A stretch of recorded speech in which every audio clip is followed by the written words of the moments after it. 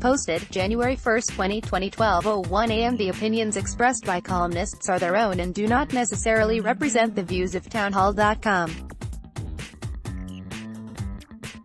The popular vote win by Hillary Clinton in 2016 is all we have heard since a few days following election night, and it has been the genesis for Democrats to declare that our democracy is under attack.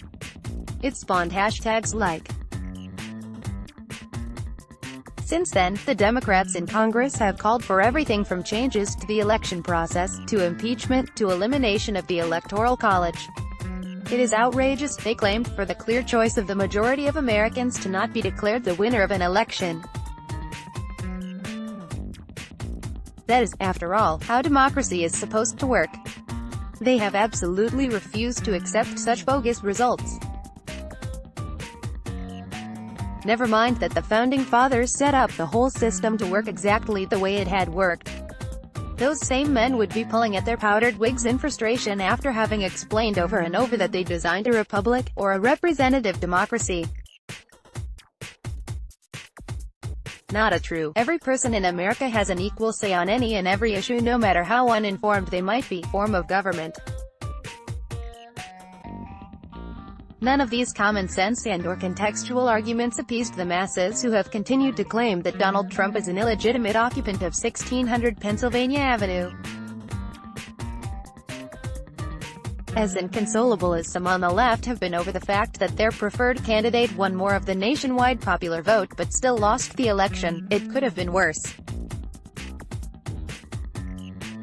Just imagine the level of disbelief followed by complete outrage bordering on insanity that would ensue were their chosen candidate to win both a majority of votes nationwide and a majority of electoral votes and still not be elected president.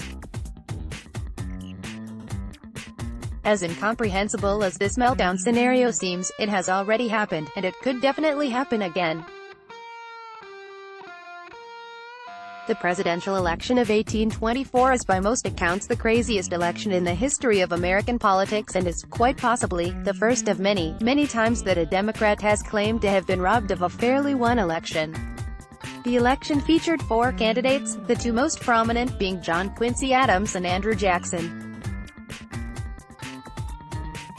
When the general election dust settled, Andrew Jackson had secured both the most number of votes, 151K to 113K, and the most electoral votes, 99 to 84.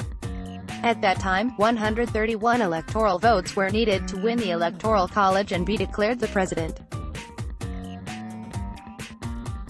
Since none of the candidates secured the necessary votes, the contingency rules of the 12th Amendment to the Constitution took over, throwing the election to the House of Representatives to choose the president from the top three candidates.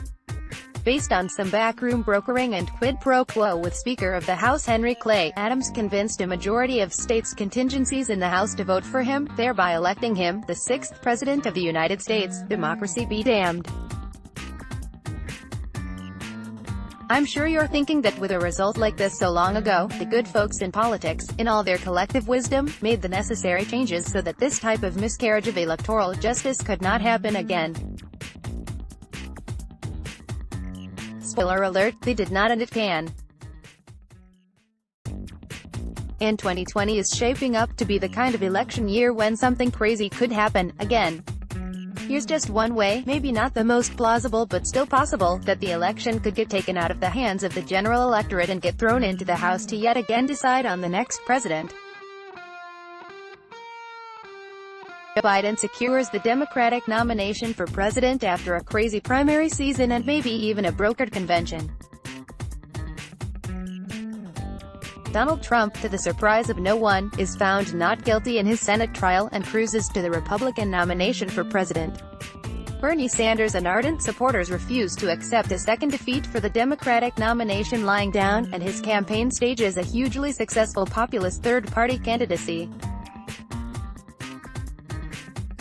On election night, Joe Biden is able to flip the states of Michigan, Wisconsin and Florida in extremely close fashion, but in a wild turn of events, loses the much more left-leaning states of Washington, Oregon and Vermont to Senator Sanders' populist movement.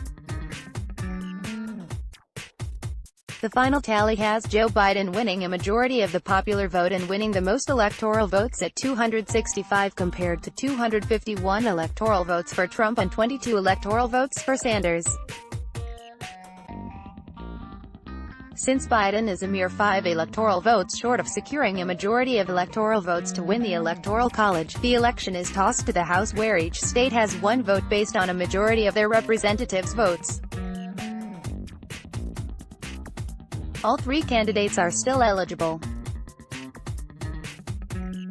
The House of Representatives, still controlled by a Democratic majority and Speaker Pelosi, to the surprise of most who don't follow this stuff, have 26 states that would likely vote Republican, based on their delegation makeup. In contrast, only 23 states would likely vote Democrat. And Pennsylvania, with its 9 Democratic representatives and 9 Republican representatives, would be a definite toss-up. At the end of a much politicized and highly contested House election, Donald Trump is once again declared the winner and takes the White House for 4 more years. Amazing political theater aside, can you imagine the total meltdown by over half the country and most of the media outlets if Donald Trump wins again, this time by becoming the second president to lose the vote on election night, but win an election in the House of Representatives? Safe spaces would no longer be safe based on perilous overcrowding. On the one hand, as someone who is fond of both the historic and the dramatic, it would be beyond intriguing to cover an election of such epic-level craziness and political pandering and backstabbing that it would easily surpass 1824 as the most insane presidential election ever. On the other hand, it would likely push the country totally off the edge of political sanity and stability to a place where none of us are comfortable dwelling. Election challenging inquiries and investigations would be the only issue in national politics for the foreseeable future, with louder cries to burn the whole system to the ground. As entertaining as it is to discuss, I'm pretty sure most of us hope this next election is decided on election night. And as a bonus, maybe we can all accept the results and move on. Block ads. Why?